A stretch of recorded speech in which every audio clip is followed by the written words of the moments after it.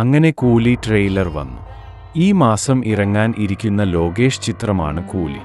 ചിത്രത്തിന്റെ official trailer ഇപ്പോൾ പുറത്തുവിട്ടിരിക്കുന്നു. ചിത്രം എ സർട്ടിഫിക്കറ്റാണ് നേടിയിരിക്കുന്നത്. പക്ഷേ നിലവിൽ എല്ലാവരും പറയുന്നു ട്രെയിലർ ഒരു ആവറേജ് ആണെന്ന്. ലോകേഷിന്റെ മുൻ ചിത്രങ്ങളായ വിക്രം, ലിയോയുടെ ക്വാളിറ്റി വന്നിട്ടില്ലെന്ന്. നമുക്ക് ഇത് പരിശോധിക്കാം.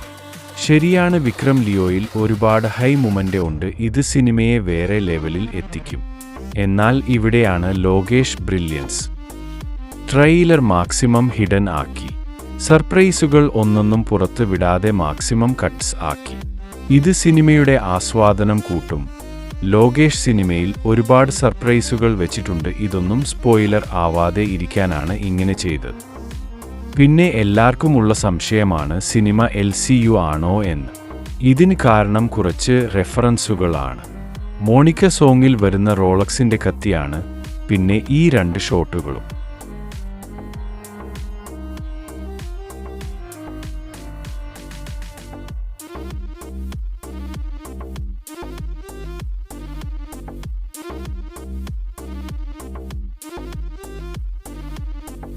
എന്നാൽ നിലവിൽ ലോകേഷ് പറഞ്ഞു ചിത്രം LCU അല്ല, സ്റ്റാൻഡലോൺ പടം ആണെന്ന്.